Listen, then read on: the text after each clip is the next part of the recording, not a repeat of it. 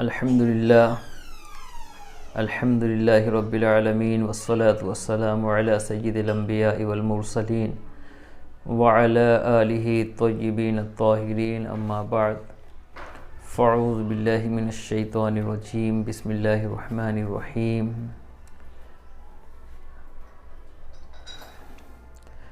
ذالک الکتاب لا ریب فیہ ھدی للمتقین الذین یؤمنون بالغیب ویقیمون الصلاة ومما رزقناہم ینفقون صدق اللہ العظیم وبلغنا رسولہ النبی الامین الکریم ونحن علی ذلک لمن الشاہدین والشاکرین والحمد للہ رب العالمین۔ میرے پیارے عزیزوں اور میرے پیارے دوستوں اور میرے تمام ساتھیوں، السلام علیکم ورحمۃ اللہ وبرکاتہ۔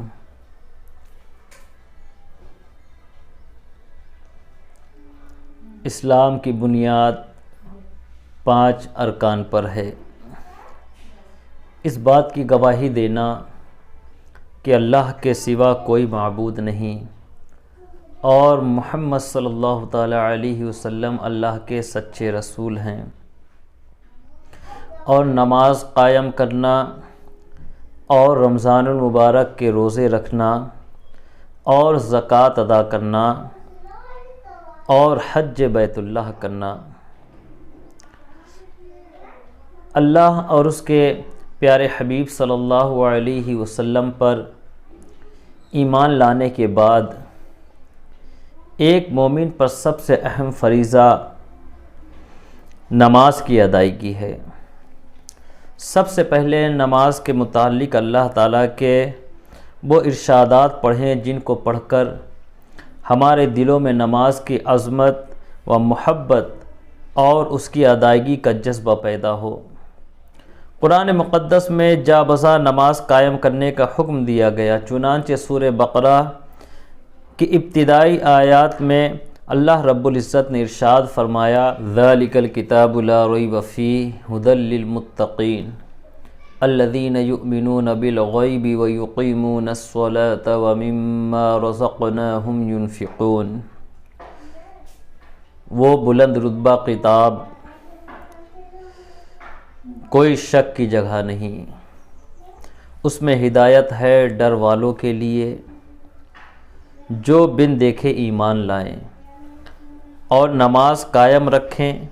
اور ہماری دی ہوئی روزی میں سے ہماری راہ میں اٹھائیں۔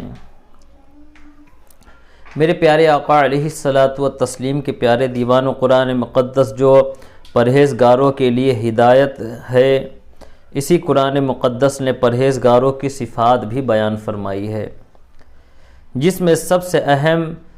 صفت نماز قائم کرنا ہے۔ یاد رکھیں کہ نماز افضل العبادات ہے، اور کوئی چاہے کتنا ہی پرہیزگار ہونے کا دعویٰ کیوں نہ کرے، اگر وہ نماز کا پابند نہیں تو وہ ہرگز متقی، پرہیزگار اور اللہ تعالیٰ کا ولی نہیں بن سکتا۔ جتنے بھی انبیاء کرام علیہ السلام اور اولیاء کرام تشریف لائیں، سب نماز کے پابند رہے ہیں اور نماز کی دعوت بھی دیتے رہے، جیسا کہ قرآن مقدس کی دوسری آیتوں سے واضح ہے۔ آج نماز کے معاملے میں قوم مسلم کاہل اور سست بن گئی ہے۔ کاش قوم مسلم قرآن و حدیث کا مطالعہ کرے تو اسے معلوم ہو جائے کہ نماز کے ادا کرنے پر اللہ تعالیٰ کی جانب سے کیا کیا انعام ہیں، اور نماز کے چھوڑ دینے پر کیسی سخت سزائیں ہیں۔ اللہ اکبر۔ اب آئیے اللہ کے پیارے خلیل حضرت ابراہیم نبی جنا علیہ السلام کے بارے میں جانتے ہیں کہ حضرت ابراہیم نبی جنا علیہ السلام اللہ تبارک و تعالیٰ سے کس طریقے سے دعا مانگا کرتے تھے، اور قرآن مقدس میں بیان فرمایا۔ حضرت ابراہیم نبی جنا علیہ السلام جب دعا مانگتے ہیں تو یوں کہتے ہیں، رب اجعلنی مقیم الصلاۃ ومن ذریتی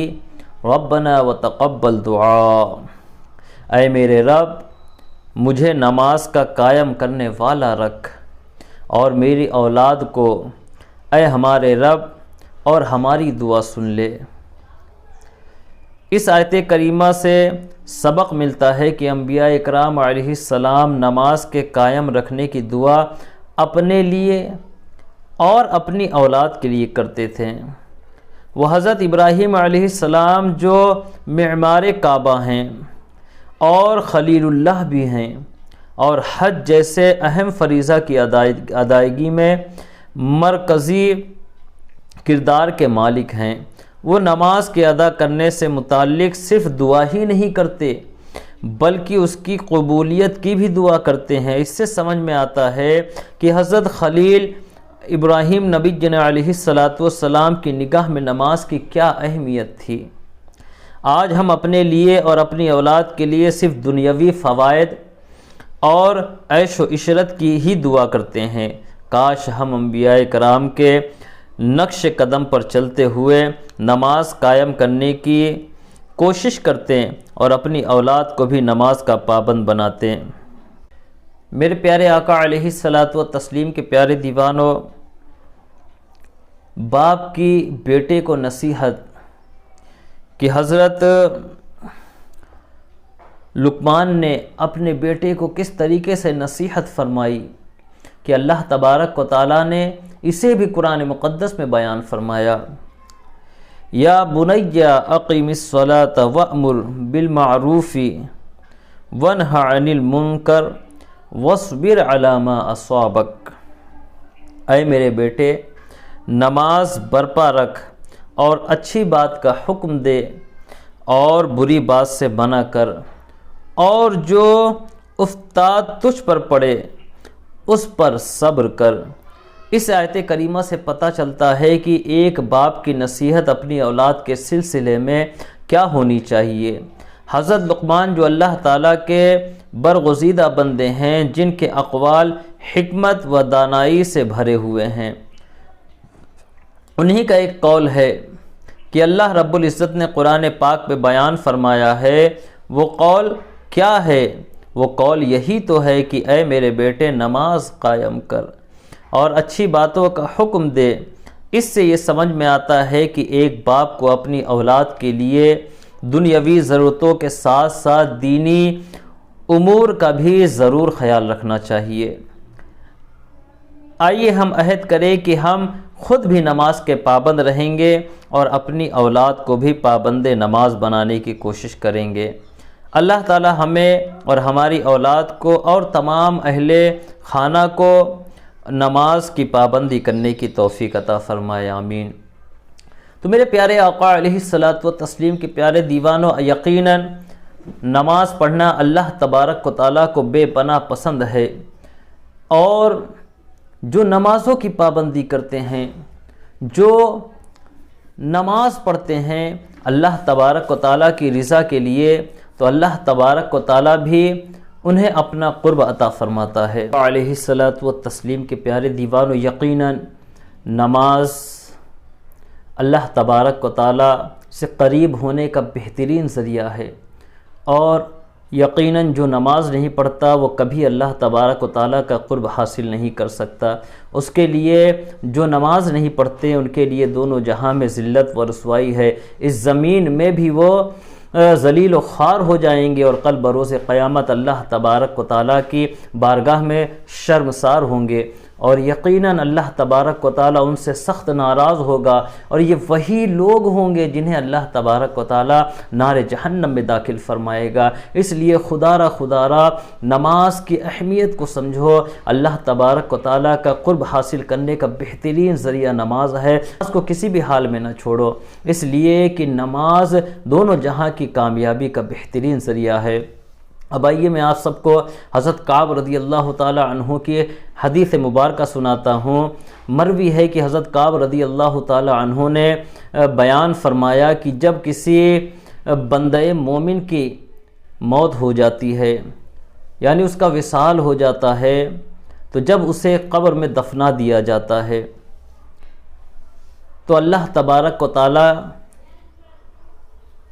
ان تمام اعمال کو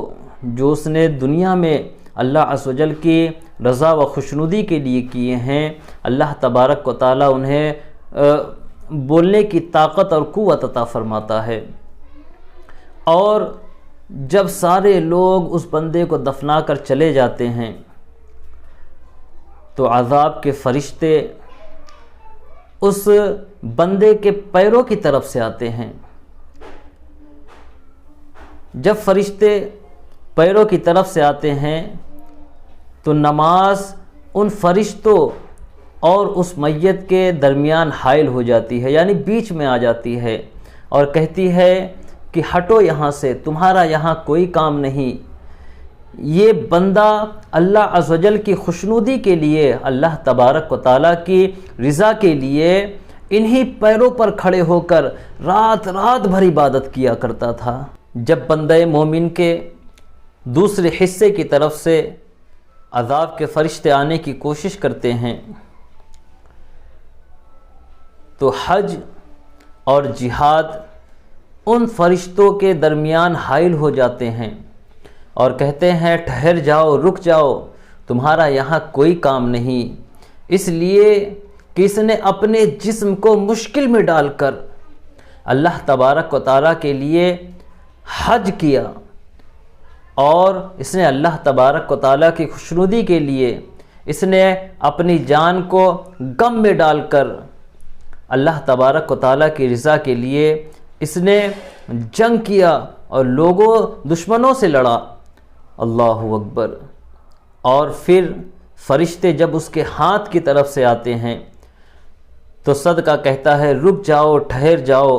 یہاں تمہارا کوئی کام نہیں، میرے دوست کے پاس سے ہٹ جاؤ، اس لیے کہ اس نے انہی ہاتھوں سے اللہ تبارک و تعالیٰ کے لیے، اللہ تبارک و تعالیٰ کی رضا و خوشنودی کے لیے صدقہ کیا، لوگوں میں خیرات کیے ہیں، اور وہ اللہ تبارک و تعالیٰ کی بارگاہ میں مقبول بھی ہو گئے۔ میرے پیارے آقا علیہ الصلاۃ والتسلیم کے پیارے دیوانوں، پھر ایک ندا دینے والا ندا دیتا ہے اور کہتا ہے کہ تمہیں خوشخبری ہو کہ تم نے دنیا میں بھی کامیابی حاصل کی اور تم قبر میں بھی کامیاب ہو گئے۔ اور کہنے والا کہتا ہے کہ اس کے لیے جنت کے فرش بچھا دیے جائیں، یعنی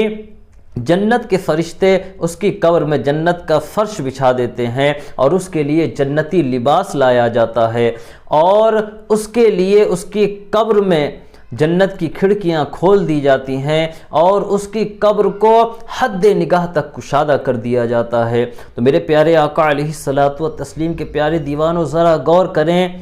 دنیا کی چند لذتوں کے لیے